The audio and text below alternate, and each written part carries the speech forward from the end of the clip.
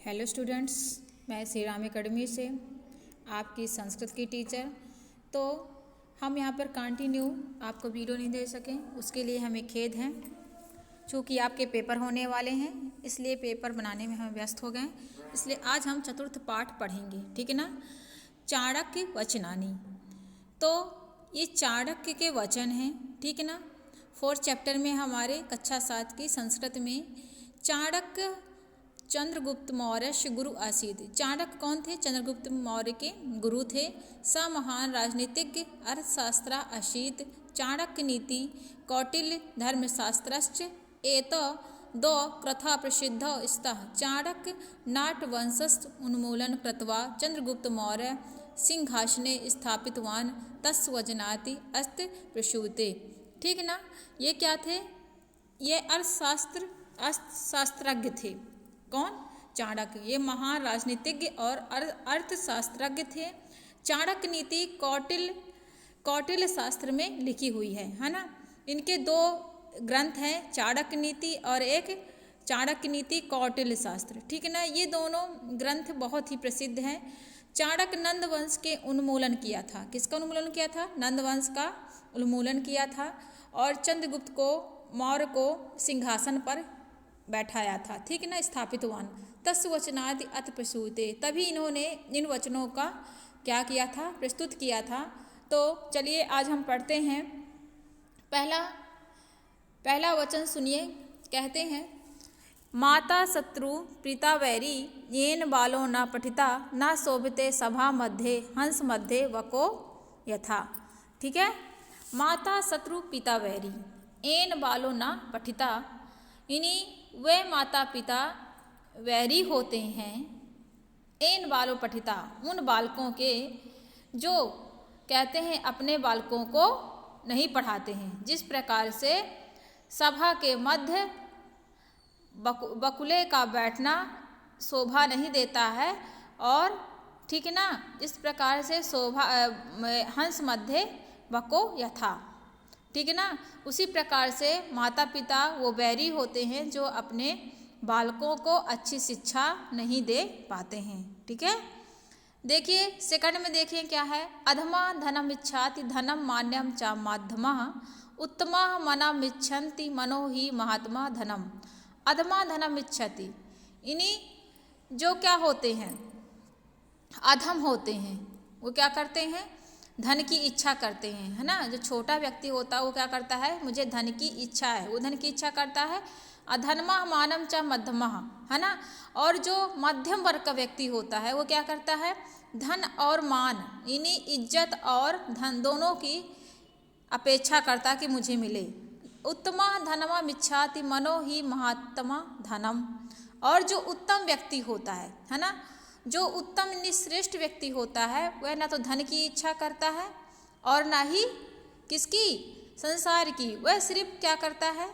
वह सिर्फ ज्ञान की इच्छा करता है। किसकी इच्छा करता है?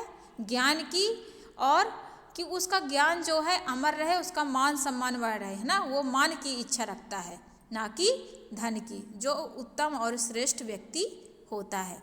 आया समझ में। तीसरे में देखें, जल बिंदु निपातेन क्रमशः पूर्यते घटा स हेतु सर्व विद्यानाम धर्मस्य च धनस्य च। ठीक है। जल बिंदु निपातेन क्रमशः पूर्यते घटा, इन्हीं जैसे एक एक जल बिंदु, इन्हीं छोटा छोटा जल का जो बिंदु होता है वह क्रमशः पूर्यते घटा, वो इन्हें धीरे धीरे क्या कर देता है? घड़े को भर देता है, पूरा कर देता है। स हेतु सर्व विद्यानाम धर्मस्य च धनस्य च। उसी प्रकार से छोटी मोटी जो विद्याएं हम कहीं से ज्ञान अगर हम प्राप्त करते हैं धर्म और ज्ञान की, वह धन के रूप में संचित होकर क्या करती हैं? हमारा आचरण बनाती है और हमें सर्वज्ञ बनाती हैं। आया समझ में। फिर चौथा देखें, सुखार्थी त्यजेत विद्या विद्यार्थी चेतित जेत सुखम सुखार्थिनम कुतो विद्या विद्यार्थिना कुत सुखम। यानी सुखार्थी तेजित विद्या, इन्हीं जो सुख है वो विद्या को नहीं मिलता, है ना। विद्यार्थी को सुख नहीं मिलता, उसे सुख क्या करना पड़ रहा है? त्यागना पड़ता है। क्या करना पड़ता है? त्यागना पड़ता है। और सुखार्थिनो कुतो विद्या, और जिसे सुख चाहिए उसे विद्या प्राप्त नहीं होती, है ना। और विद्यार्थिनः कुतः सुखम, है ना। जिसे सुख चाहिए उसे विद्या प्राप्त नहीं होती है, और जो विद्या प्राप्त करना चाहता है उसे क्या होता है? कष्ट का अनुभव करना पड़ता है, और कठिनाई होने पर ही विद्या का क्या होता है?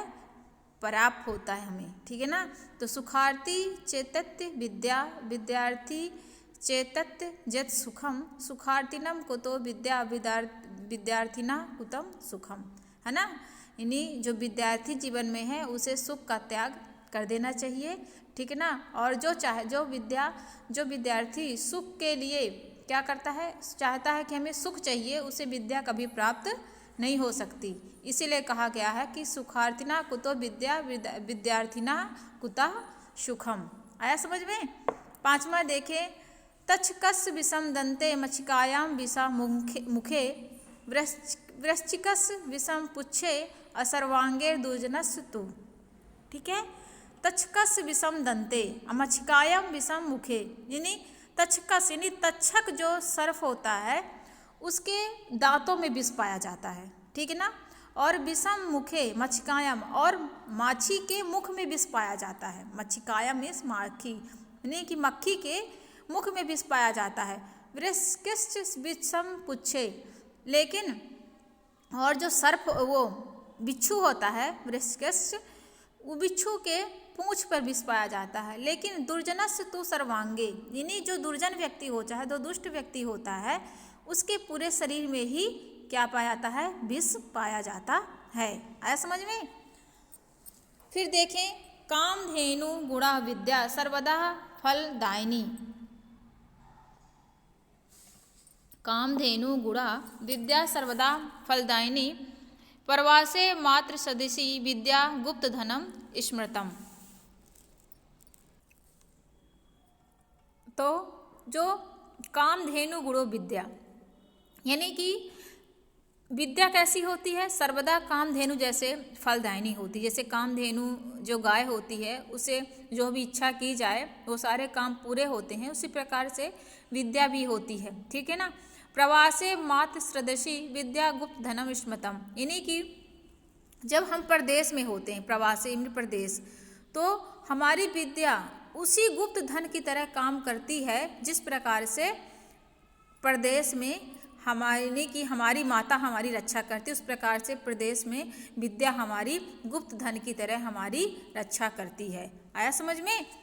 एकानपि सुवृक्षेण पुष्पतेन सुगंधिना वसिता त्वदनम सर्वा सुपत्रेण कुला यथा, यानी एकानपि सुवृक्षेण पुष्पतेन सुगंधिना वसिताम तदनम सर्वम सुपुत्रेण कुलम यथा, यानी जैसे एक वृक्ष जो श्रेष्ठ होता है पुष्पित होने पर, यानी पुष्प खिलने पर सारे जंगल को सुगंधित कर देता है, उसी प्रकार से जब वंश में कोई एक पुत्र होता है और सुपुत्र होता है तो वह पूरे वंश का क्या करता है? कल्याण कर देता है। आया समझ में?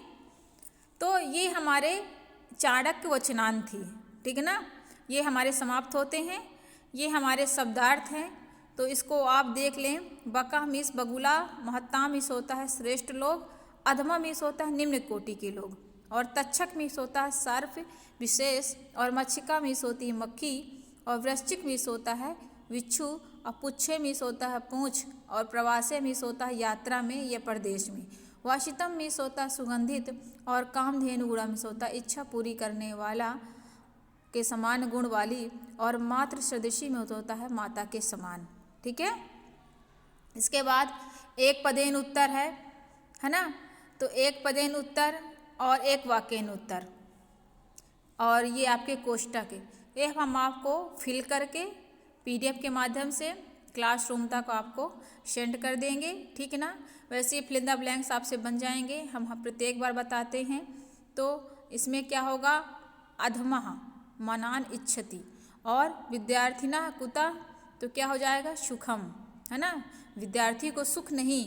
और मच्छिकायाम, तो क्या हो जाएगा? मक्षिकायां मुखम, यानी कि मक्खी के मुख में विष होता है। और सुपुत्रेण तो क्या हो जाएगा, कुलम, हंस मध्य तो बका, ठीक है। और फिर नीचे क्या लिखा, अधोलिखित शब्दानाम विलोम शब्दानि लिखत। सुखार्थी क्या होगा, दुखार्थी। दुर्जन का सज्जन, सत्य का असत्य, गुण का अगुण, धर्म का अधर्म, सुपुत्र का कुपुत्र। आया समझ में। इस प्रकार से हमारा लेसन समाप्त होता है। धन्यवाद।